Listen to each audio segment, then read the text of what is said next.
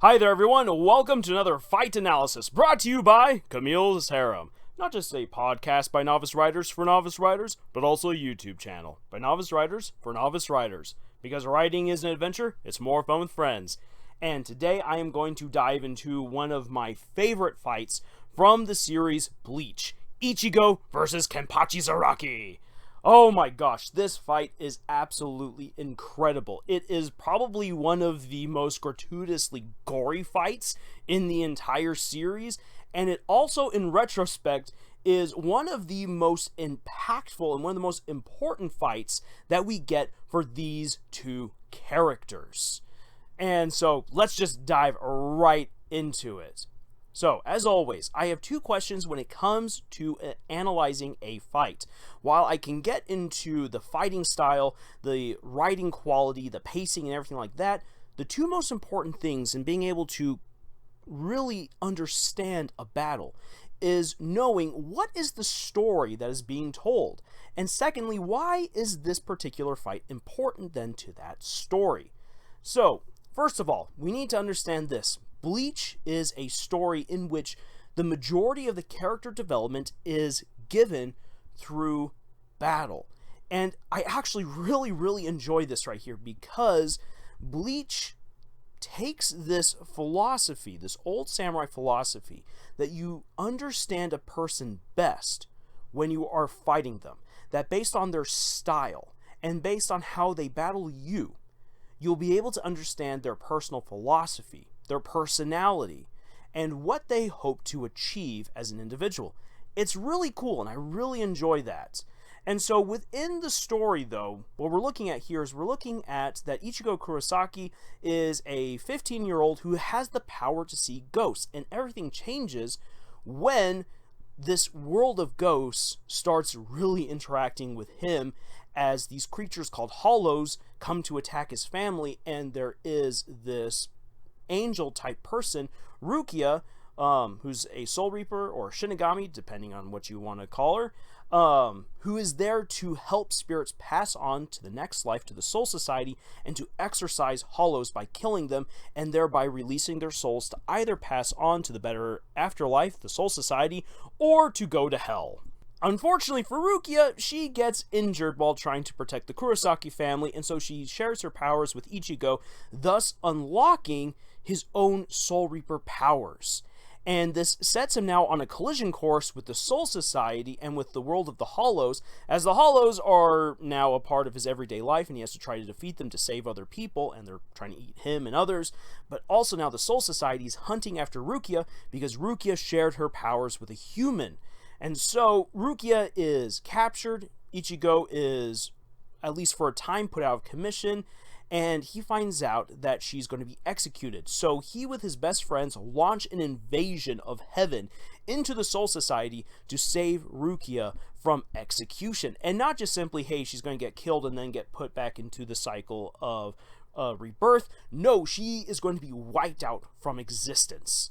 And so it's a pretty high stakes. And for Ichigo, Rukia is a character who helped save him, a character who helped him earn these powers by which he's able to protect other people, which that is basically who Ichigo is. He's someone who wanted to protect his family, then realized that with his powers he should be able to protect others, and so he essentially is paying back Rukia by saving her because she has finally helped him and his world to move forward. Which, yeah, this is the reason why I ship them. Even though I know that they're not endgame, by golly, that is the best relationship in the entire series. In any case, moving on. In the process of trying to save Rukia, Ichigo has to battle his way through all of these different Soul Reapers, and eventually gets to the point where the most brutal of all of the Soul Reapers, Kenpachi Zaraki, the captain of Squad 11, the most vicious and violent squad in the entire Soul Society, is personally hunting down Ichigo to have a fight. And Kenpachi, for his part, he really wants to fight Ichigo because he's been told that fighting Ichigo will be fun. Kenpachi has been bored this whole time. He fights purely for the thrill of it, for the fun of it. However, he hasn't had a thrill in ages, and so he's hoping that Ichigo will be the one to finally present him with that thrill. So that is basically the setting for this fight. Now, why is this fight important?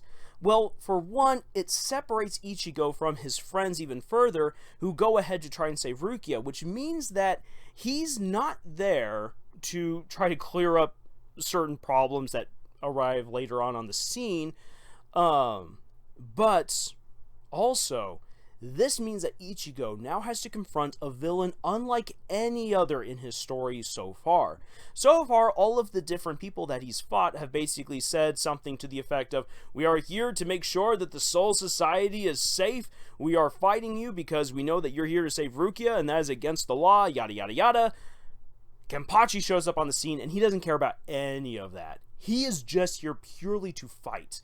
Ichigo's whole being about protecting other people, what he stands for, his very ideology, is challenged by an ideology that is so alien to his own that what this means is that Ichigo is fighting purely for survival. There is nothing to be gained other than that he's going to live through this, which means that he has to be forced to really dig deep into who he is as a person, confront his own naivety and his own weaknesses, and thereby he's able to unlock even greater power in order to fight Kenpachi on equal terms. And for Kenpachi, this is a very important fight because his own ideology is challenged in the end, and he realizes that he himself has kind of been the root of his own despair and that he now needs to move forward. And I'm going to get a little bit more into that when I get to the end of the fight.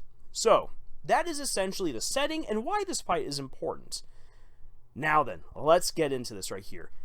Kubo does a phenomenal job of utilizing so many different things that he has introduced up until this point. He's introduced the lore of the Zanpakuto, the swords that allow Soul Reapers to purge hollows and to fight other spiritual entities. He's gone into spiritual pressure and how that is used to gauge a hierarchy within the Soul Society and can even be used as a kind of weapon.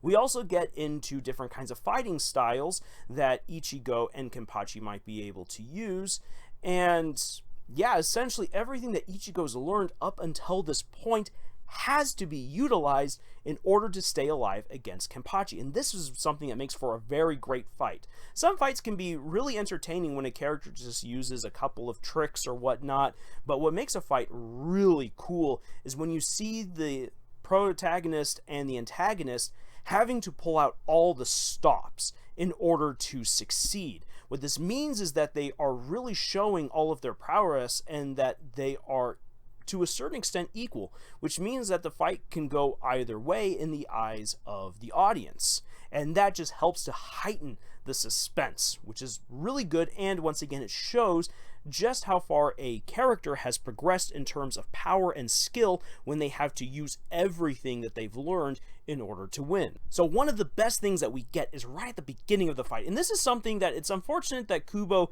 kind of doesn't utilize this one effect very often after this point, but how spiritual pressure can be used as a weapon, and Kenpachi just floods the place with a storm, a veritable storm of his own power. You just see that how it affects the atmosphere and the people around him. It's so powerful that Rukia, in a tower that's supposed to block this kind of energy, can still feel it.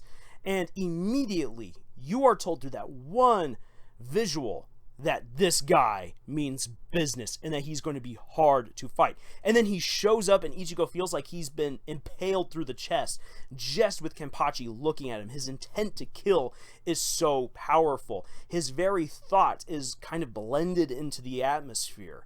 It's like if looks could kill, Kenpachi takes that to the most literal level that you can without just slaying someone by looking at them. So instantly we are told so much about this person that Ichigo is about to fight. And on top of that, the dialogue is brilliant. The dialogue moments between these two characters are extremely short and clipped. They don't have many major dialogue moments except for when they're resting. There are certain points where the fight comes to a point of lull, they rest and then they talk a little bit. And all of their talking is not like, look at my amazing power, look at this incredible skill I have, like what you normally get in anime and in manga, but instead they are trading barbs about ideology and about why they are fighting. And it keeps us grounded in this battle, which is really great because it's not a battle about the power-ups. Even though there are power-ups in this fight, that's not what it's about. It's about ideology versus ideology, power versus power, skill versus skill, and every blow and every point of conversation within this fight is meant to show that. As we see that Kenpachi is not just all about slashing and hacking, the guy can literally fence with his larger sword. We also see how reckless he is as he grabs Zangetsu by the blade, even though later it bites into his hand. We see how he's willing to give Ichigo a shot right off the go, just like, you get one free slash, and I'm not going to stop it. These kinds of moments in the fight, like, yeah, it's pulled off because it's Kenpachi, but it's amazing at the same time, and it can be utilized in any sort of fight circumstance that you as a writer might want to put together, because it never lets you out of the battle. The battle is continuing whether they're talking or whether they are slashing at each other with their swords. And when I said that this is one of the most gratuitously gory fights, I really do mean it. And that is because rather than like what we see throughout most of Bleach, where we see different kinds of powers being used, and Ichigo always resorting to his Getsuga Tensho, even though he can do so many other things, he always seems to go for that particular technique, unfortunately. Come on, Kubo, you show that you can do amazing fight scenes. Why does Ichigo only ever use Getsuga Tensho? But before we get to just the infinite Getsugas in the future, here's actually where we see just how good of a fighter Ichigo is. He has to use his entire body. He has to come up with different ways of slashing and getting at Kenpachi. And one of the things I also really like is how Kenpachi gives critique about his stance. It shows that Ichigo, while an amazing fighter, is definitely not yet at his best. He leaves plenty of openings. Sure, he's got great power behind his attacks, but he is open to being hit, which shows because he gets nicked, and on top of that, at one point Kenpachi just thrusts right through his sword and impales his lung and causes him to start bleeding internally. This is awesome right here. This is something that, once again, it keeps the audience engaged in the fight. To see that the hero can be touched, that the hero can be wounded, that helps to, once again, raise the stakes. It shows that victory is not a foregone conclusion.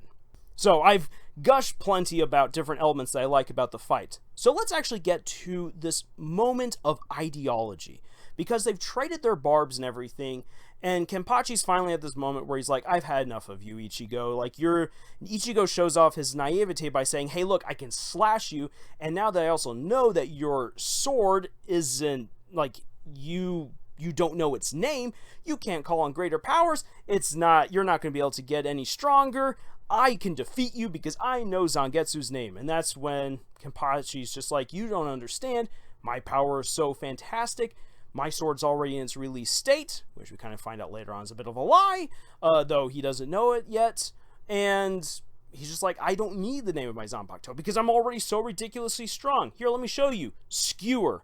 Oh crap, you're dead. Well, this fight was no fun. And Ichigo, as he's there bleeding out and on the verge of dying, this is once again where we have that moment where his ideology is all about protecting, where he fully at that point realizes that he is not strong enough to protect Rukia. The thing that he shouts out, like he wants to rescue Chad, he wants to make sure that Orihime and Uryu are safe, as well as Hanataro and Ganju, but the thing that kind of triggers all of this is that his whole purpose to protect Rukia is now going to go out the window. His ideology, his strength wasn't great enough, and so he's pleading with his body to somehow move so that way he can keep on fighting, even if it means that he's going to die. And that is when old man Zangetsu shows up, takes him into his own personal world, where he then has to confront his own deficiencies as a Soul Reaper, at the particular level that he's at. He is nowhere near his full potential, and he has to learn that. He has to understand that. And he has to understand what really his relationship is with Zangetsu. And one of the great things I love about this is that we as the audience, we feel like we fully understand at this point just what Ichigo's relationship is with his sword, and that is phenomenal because that whole understanding gets subverted when we get to the 1,000-Year Blood War arc, and we realize just how much Old Man Zangetsu was really holding Ichigo back. Had Ichigo actually met with White, the Hollow, at that point, and had really bonded with White instead, he would have risen a much more powerful Shinigami and would have wrecked Kenpachi even more. But what is still pretty awesome is that when Ichigo comes to this understanding of Zangetsu and his relationship with his sword, he's able to get up and he fights Kenpachi, and then that's when it's just all out berserker, hack slash, blood is going everywhere. Kenpachi realizes that it's now time for him to be like, fine, like, this is the guy, I can go all out. Rips off his eye patch, unleashes his incredible power, and this is where we then get to those anime power-ups. But even still, we get to that moment of that it's all about ideology, because Zangetsu says, can you hear how Kenpachi's sword is howling? But it is not compatible with Kenpachi because Kenpachi refuses to ask it for its name. And there's no synergy there between man and weapon, whereas there is that synergy between Ichigo and his weapon. And as a result, he can now be even stronger. Ichigo says that to Kenpachi. Kenpachi's just all like, fine, you're a weakling, so die. We get that brief glimpse that Kenpachi is murder incarnate. And then Ichigo's full power has to be unleashed by Old Man Zangetsu in order to meet that overwhelming force from Kenpachi. And so the Hollow is unleashed, and we get to see that in the blast of power that radiates from Ichigo. They slam into each other, and they take each other out. And though Ichigo says that he's the one who lost, Kenpachi is the one who says, no, you're the guy who won. And it might just be at first like, oh, it's because he broke Kenpachi's sword, and Kenpachi gets KO'd after that. But Kenpachi's ideology, fighting for fun, has finally been confronted by a force that he didn't fully understand. Kenpachi realizes, yeah, he doesn't know his sword's own name. He doesn't have that relationship. And he remembers what it was like to be a man at one point without a name. And that is one of the things that makes it absolutely incredible, is that this fight totally changes Kenpachi. Not in the sense that his personality becomes different, but he's no longer just a killing machine for the sake of the fun of it. Rather now, he is a killing machine with a purpose to become stronger, so that way he can thank Ichigo through another duel to the death. Because finally now, he realizes that just simply murder for the fun of it isn't enough. It wasn't fulfilling. That was why he wasn't as happy, why he was bored until Ichigo showed up. And it's because he now realizes there's more to fighting than just simply the thrill. And for a simplistic yet amazing character like Kenpachi, that is a huge moment of character development. And this fight is a huge character development moment for Ichigo as well, because it allows him to start unlocking greater powers. He now has that true synergy with his sword, which will eventually lead to a synergy with himself and all of his powers, leading to him becoming an even greater Soul Reaper and finally being able to save Rukia. So when I look at this fight is amazing because the dialogue is on point. It is not all about the power-ups, even though the fight ends in a power-up. No, it's about the skill. It is about the ideology. It is about the passion. It is about the brutality. That is a fight that is visceral and engaging and amazing. And to be all honest, though Kubo has written plenty of other great fights throughout the Bleach series, very few of them can reach that same amazing level as this one, because in those ones it really is more about the power-ups, and it's about I must save my friends, or I must protect X, or whatever. The only other fights that really confront Ichigo on a level like this is like when he first fights Grimmjow and just gets his butt handed to him. Also when he fights Gin in Karakura Town, because that is a fight where he loses hope. And then when he fights Yak at the end of the 1,000-Year Blood War arc, that fight though, that last one, I've got some things to say about that one. You can expect me to do an analysis of that one, because by golly, that fight has some major problems. It has everything going for it, and yet it fails. So I'll be getting to that eventually, but this is a fight where it has everything going for it, and it succeeds. And it's honestly one that I have tried to emulate in some of my more brutal action sequences when I've done my own writing, which is one of the reasons why I really wanted to do this video right here. So yeah, this has kind of been a love letter / analysis to Ichigo versus Kenpachi, but by golly, I love it. Okay, so I'm going to cut off right there before I prattle on much longer. If you'd like to have more writing advice, if you'd like to actually get deep into certain kinds of writing advice, please go check out our podcast, Camille's Harem, found on Podbean, iTunes, and Google Play. You can also find excellent writing exercises over at our Pinterest page, and you can engage in conversations with us over at our subreddit. I have also done a number of other fight analyses here on our channel, and please go check those out. They're a lot of fun to make, and I think that I make a pretty good case for why all of those fights are incredible. And until the next video, y'all, juice!